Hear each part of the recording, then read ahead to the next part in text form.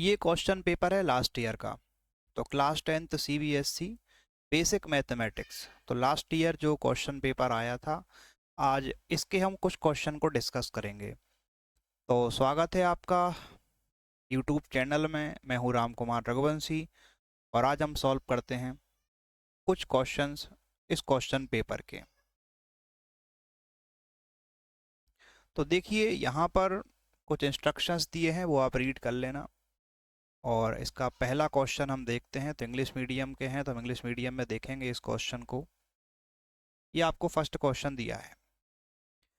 तो इसमें लिखा हुआ है एक नंबर ए है एक बी है और आपको दोनों का एस सी एफ फाइंड करना है। तो एस सी एफ फाइंड करना सभी को आता होगा, तो जिन बच्चों को नहीं आता है वो अब सीख लें। तो बिल्कुल बेसिक चीज़ है, एस सी एफ सभी को आना चाहिए।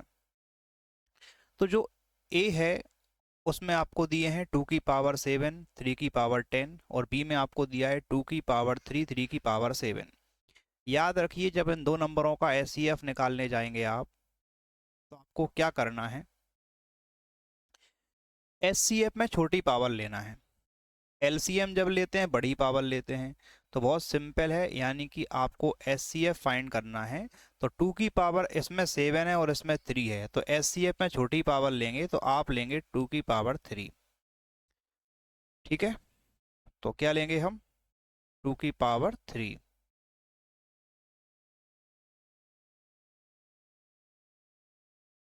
अब देखो 3 इसमें 10 है और इसमें 3^7 है। जैसा कि आपको पता है कि एस सी एफ में आप छोटी पावर लेते हैं, तो इनटू में आपको क्या लेना है, 3^7 लेना है।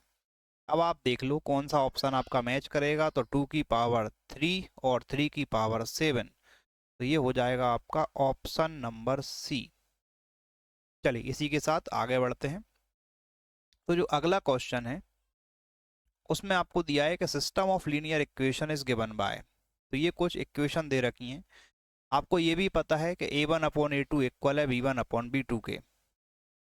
तो आपको बताना है कि which of the following statement is true. तो कौन सा स्टेटमेंट ट्रू होगा।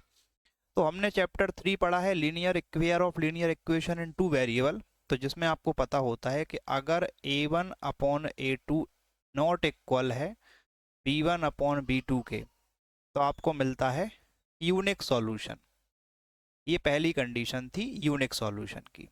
सेकंड जो कंडीशन है उसमें क्या होता है कि a1/a2 इक्वल आता है b1/b2 के। तो आपको थर्ड वाला भी चेक करना होता है। और मान लीजिए कि ये थर्ड वाला इक्वल नहीं आ रहा, यानी कि c1/c2 इक्वल नहीं आ रहा, तो यहां पर आपको मिलता है नो सॉल्यूशन। No solution. और इसमें क्या मिलता है, यूनिक सॉल्यूशन। Unique solution. और एक थर्ड कंडीशन थी जिसमें तीनों बराबर होते हैं। तो a1/a2 इक्वल है b1/b2 के और ये c1/c2 भी इक्वल है। तो यहाँ पर होते हैं इनफाइनाइट सॉल्यूशन। Infinite solution. ये थ्री कंडीशंस आपको पता होना चाहिए, unique solution, no solution, infinite solution. Unique solution वाले केस को हम ये भी बोल सकते हैं कि लाइन इंटरसेक्टें होंगी। नो सॉल्यूशन में हम ये बोलते हैं कि लाइन पैरेलल है। और इनफाइनाइट सॉल्यूशन में हम ये बोलते हैं कि लाइन को इंसिडेंट है, मतलब लाइन के ऊपर लाइन बना रखी है। ठीक है, और जिनमें सॉल्यूशन मिलता है, चाहे एक सॉल्यूशन हो या फिर इनफाइनाइट सॉल्यूशन हो, वहां पर लाइन को कंसिस्टेंट माना जाता है। तो क्वेश्चन इस तरीके से ही पूछ सकते थे कि यहाँ पर आपको कंसिस्टेंट लाइन कौन सी होंगी। तो आप देखो यूनिक सॉल्यूशन में भी कंसिस्टेंट होती हैं और इनफाइनाइट सॉल्यूशन में भी कंसिस्टेंट होती हैं। और इनकंसिस्टेंट कब होती हैं, नो सॉल्यूशन में। तो ऐसा कोई भी क्वेश्चन आएगा तो आप कर लेंगे। तो इस क्वेश्चन में हमें क्या करना था, बताना है। तो आप देखो इसमें ये दो केस हैं, ये दोनों इक्वल दे रखे हैं। तो इक्वल तो देखो सेकंड केस में भी हो सकते हैं और इक्वल थर्ड में भी होते हैं। मतलब नो सॉल्यूशन में भी इक्वल हो सकते हैं और इनफाइनाइट सॉल्यूशन में भी इक्वल होते हैं। तो हमारे पास टू केस हैं, देख लेते हैं। तो गिवन सिस्टम है यूनिक सॉल्यूशन। तो यूनिक सॉल्यूशन तो देखो पॉसिबल है नहीं, ये तो वैसे ही हटा दो। गिवन सिस्टम है नो सॉल्यूशन। तो देखो नो सॉल्यूशन अपन श्योर नहीं है, हो सकता है कि ये दोनों इक्वल आ गए तो थर्ड वाला इक्वल ना आए तो नो सॉल्यूशन भी हो सकता है या फिर इनफाइनाइट भी हो सकता है। तो फिर यहाँ पर अपन इसके लिए श्योर नहीं है, ये हो सकता है बट श्योर नहीं है। Given system has infinite number of solution, हो सकता है but we are not sure.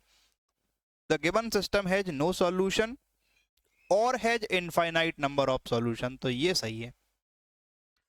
Equation के या तो कोई भी सॉल्यूशन नहीं मिलेगा और या फिर हो सकता है क्या मिल जाए, इनफाइनाइट मिल जाए। तो ये दोनों कंडीशन यहाँ पर पॉसिबल हैं। अब हमें श्योर नहीं है तो यहाँ पे आपको आंसर कौन सा लगाना है, डी वाला लगाना है। चलिए ठीक है, इसी के साथ आगे बढ़ते हैं। अब ये हिंदी मीडियम के लिए है तो अपन तो इंग्लिश मीडियम का देखते हैं। थर्ड क्वेश्चन, अब आप इसमें देखो,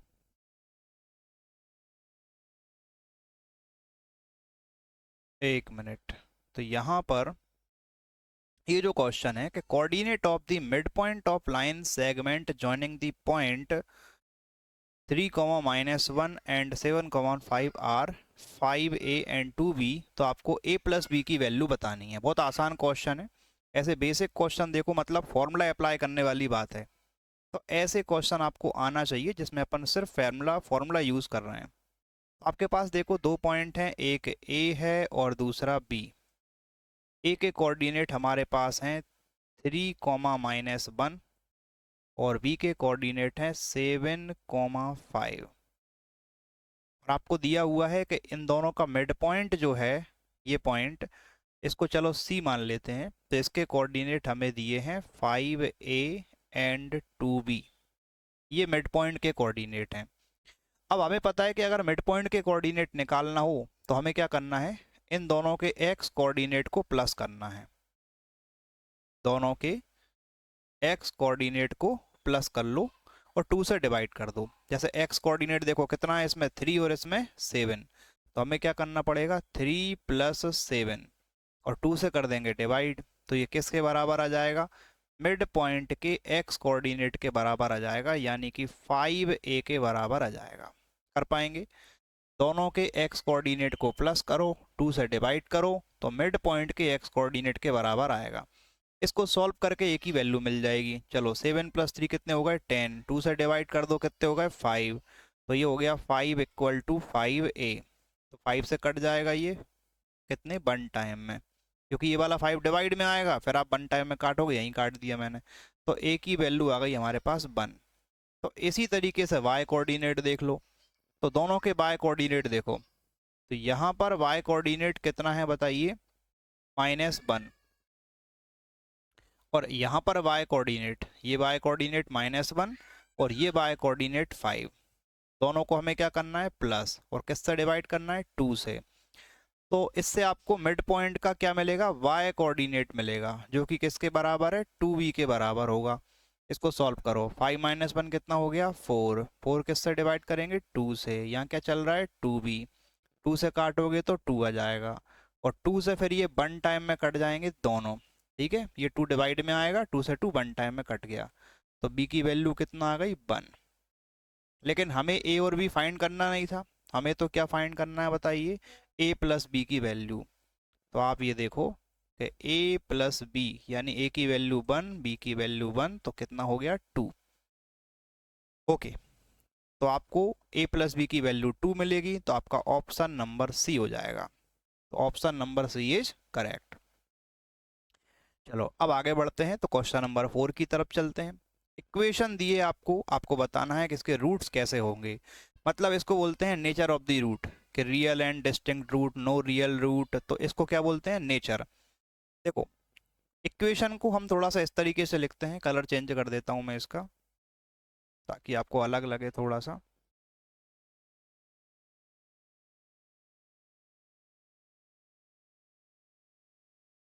देखिए, तो यहाँ पर जो इक्वेशन है उसको थोड़ा सा अपन अलग कर लेते हैं। कैसे, ये इक्वेशन लिखा है 3x², इसमें x वाली टर्म है नहीं, तो वहाँ पे लिख लो आप 0x, जो टर्म नहीं है वहाँ पे 0x लिख देंगे, और प्लस का कितना है 12, और = 0। इसे आप कंपेयर करते हैं ax² + bx + c = 0 से। तो आपको देखो कोफिशिएंट ऑफ x² इसमें कितना है, 3, तो यहाँ पर a की वैल्यू कितना मान लेंगे, 3। कॉपिशियंट ऑफ एक्स, उसमें तो एक्स है ही नहीं, तो हमने 0x माना था, तो बी की वैल्यू कितना हो गई 0। सी मतलब कांस्टेंट टर्म, तो सी की वैल्यू कितना हो गई बोलो 12। ए बी सी की वैल्यू आ गई। अब एक काम करो, nature of the root find करने के लिए हमारे पास फॉर्मूला होता है डिस्क्रिमिनेंट, जिसका फॉर्मूला होता है D equal to b square minus 4ac। तो आपको यहाँ पर वैल्यू पुट कर लेना है। तो आप देखो b की जगह पे रखेंगे 0, तो 0 का स्क्वायर तो 0 आएगा, तो माइनस का 4 इंटू ए की जगह पे रखेंगे 3 और सी की जगह पे रख लो 12। इन्हें कर लो मल्टीप्लाई। चलो ये हो गए 4 3 जा 12, 12 इंटू 12 कितना हो गया 144, लेकिन ये माइनस का है तो आंसर आएगा माइनस का 144। तो आप बताइए डी की वैल्यू कैसी आ रही है नेगेटिव, ये वैल्यू कैसी आ रही है नेगेटिव। जब नेगेटिव वैल्यू आती है तो रूट्स कैसे होते हैं नॉन रियल, तो आपका आंसर हो जाएगा नेगेटिव वाले केस में, यहाँ पे लिख देता हूँ कि यहाँ पर जब डी की वैल्यू लेस देन 0 है, लेस देन 0 मतलब नेगेटिव, तो रूट्स कैसे होते हैं no real roots, no real roots. तो रियल रूट्स आपको नहीं मिलेंगे, तो ऑप्शन नंबर बी हो जाएगा। ठीक है, हमने क्या किया, जब भी आपको nature of the roots find करना हो इस बात को याद रखें, तो आप क्या निकालेंगे डी निकालेंगे। डी का फॉर्मूला याद कर लो, जिन बच्चों को याद नहीं है, तो डी का फॉर्मूला होता है बी स्क्वायर माइनस 4ac। बस ये फॉर्मूला लगा देना है। तो बढ़ते हैं अगले क्वेश्चन की तरफ। ये बिल्कुल बेसिक क्वेश्चन आपको मिलेंगे यहाँ पर, ज़्यादा डिफिकल्ट पेपर नहीं आता है क्लास 10th का, चाहे बेसिक का हो या फिर स्टैंडर्ड का। बस आपकी बुक में जो फॉर्मूले हैं उन्हें ठीक से अप्लाई करना सीख लो, सिंपल सिंपल कैलकुलेशन आएंगे, आप उन्हें अप्लाई करना सीख जाओ। सारे क्वेश्चन डिफिकल्ट नहीं होते हैं, कुछ क्वेश्चन आपको मिलेंगे जो डिफिकल्ट हैं, तो उनकी वजह से अपन को सिंपल क्वेश्चन नहीं छोड़ने हैं। तो आसान आसान क्वेश्चन की प्रैक्टिस तो कर ही लें सबसे पहले, उसके बाद आप और प्रैक्टिस करेंगे तो डिफिकल्ट वाले भी कर पाएंगे। अभी देखिए आप, ये आपको दिया है ट्रायंगल, इसमें आपको दिया है कि डी जो है बीसी के पैरेलल है। चलिए ठीक है, तो डी किसके पैरेलल है बीसी के, ये आपको पैरेलल लाइन दे रखी है, ये पैरेलल है। जब भी लाइन पैरेलल होती है तो आप थेल्स थ्योरम लगा सकते हैं। तो which of the following equality hold, तो कौन सी वाली इक्वेलिटी होगी। देखो पहले बता दूं बेसिक कहाँ से ये क्वेश्चन है, कि जब भी ट्रायंगल में कोई लाइन आप ड्रॉ करते हैं एक साइड के पैरेलल, तो वो अदर टू साइड को सेम रेशो में डिवाइड करता है। इसको हम बोलते हैं थेल्स थ्योरम या बेसिक प्रोपोर्शनलिटी थ्योरम। तो इसके अकॉर्डिंग जो रेशो है वो सेम होना चाहिए। किसका रेशो, तो ए डी का रेशो किसके साथ, देखो डी बी के साथ, इसको बी डी भी लिख सकते हैं। और इस तरफ ए ई का रेशो हम क्या ले सकते हैं ई सी। तो A D upon B D equal to A E upon E C, या तो आप इस तरीके से लिख दो, चेक कर लेते हैं। और भी लिखने के कई तरीके होते हैं, आप ऐसा भी कर सकते हैं कि यहाँ पर ए डी ले रहे हैं तो यहाँ पर पूरी फुल साइड ए बी ले लो। तो इनने देखो ये लिखा है ए डी और ए बी, यहाँ पर क्या लिया है इस तरफ तो ए ई, तो यहाँ पे क्या लेना पड़ेगा फिर इनको ए सी लेना पड़ेगा। जबकि यहाँ तक ठीक था कि ए डी ले सकते हैं, तो ए डी लेंगे तो ए बी, जब यहाँ ए डी लिया तो यहाँ क्या लोगे ए पूरा ए बी, और इधर जब ए डी लिया था तो यहाँ पे क्या लेना चाहिए था ए ई, तो वो तो ले लिया। लेकिन जब यहाँ पर पूरा ए बी लिया है तो यहाँ पे पूरा क्या लेना चाहिए इनको ए सी लेना चाहिए, तो ये तो सी ई ले रहे हैं, तो मतलब ये वाला ऑप्शन तो गलत हो गया। ठीक है, चलो फिर से चेक करते हैं, इसको रफ कर देता हूँ, एक बार फिर से बताता हूँ अगले क्वेश्चन के लिए। देखो अगले ऑप्शन को फिर चेक करते हैं, इसमें क्या लिखा है A D upon A B. तो देखो इनने क्या लिया है ए डी, और अपॉन में क्या ले रहे हैं ए बी, ये भी ठीक है। लेकिन जब यहाँ ए डी ले रहे हैं तो यहाँ क्या लेना चाहिए ए ई, तो वो तो इनने लिया है। और अपॉन में क्या लेना चाहिए इनको पूरा ए से लेके सी तक, तो वो भी ले रखा है। तो ऑप्शन नंबर बी सही हो जाएगा, क्योंकि जब ए ई लिया था तो यहाँ पे आपको क्या ए सी लेना है। तो यहाँ ए डी तो यहाँ ए ई, और यहाँ पर ए बी तो यहाँ पर ए सी, एक जैसा होना चाहिए। ठीक है, बाकी इनके ऑप्शन आगे चेक कर लेना, ये गलत होंगे। बता दूं कैसे, देखो इनने ए डी लिया और नीचे बी डी लिया, तो ए डी बी डी कोई दिक्कत नहीं है, तो यहाँ पर ए ई और ई सी होना चाहिए, बट ए ई के साथ मैंने ए सी ले लिया, ये ए सी गलत है, तो ये पूरा गलत हो गया। A D upon A B, तो A D upon A B ठीक है, तो यहाँ पे क्या होना चाहिए ए ई अपॉन ए सी, तो यहाँ पर उल्टा कर दिया पूरा, इनने ऊपर ए ई नहीं लिया और नीचे AC नहीं लिया, इसलिए ये पूरा गलत है। तो कौन सा सही है? Option number B. तो ये मैंने 5 क्वेश्चंस यहाँ पर डिस्कस किए। तो एक काम करते हैं, अब इस लेक्चर को हम यहीं पर एंड कर देते हैं और मिलते हैं फिर नेक्स्ट वीडियो में। वहाँ पर हम अगले क्वेश्चन सॉल्व करेंगे इसी क्वेश्चन पेपर के। तो पहले ये क्वेश्चन पेपर कंप्लीट करें, इसके बाद फिर नेक्स्ट क्वेश्चन पेपर देखेंगे, स्टैंडर्ड का ले लेंगे, ये बेसिक का है। और आप कंपेयर कर लेना, ज़्यादा फर्क नहीं पड़ेगा। बेसिक स्टैंडर्ड में कुछ क्वेश्चन होंगे जो डिफ़िकल्ट होंगे, वहाँ भी कुछ क्वेश्चन आपको आसान मिलेंगे। तो ठीक है, मिलते हैं फिर नेक्स्ट लेक्चर में। Thank you.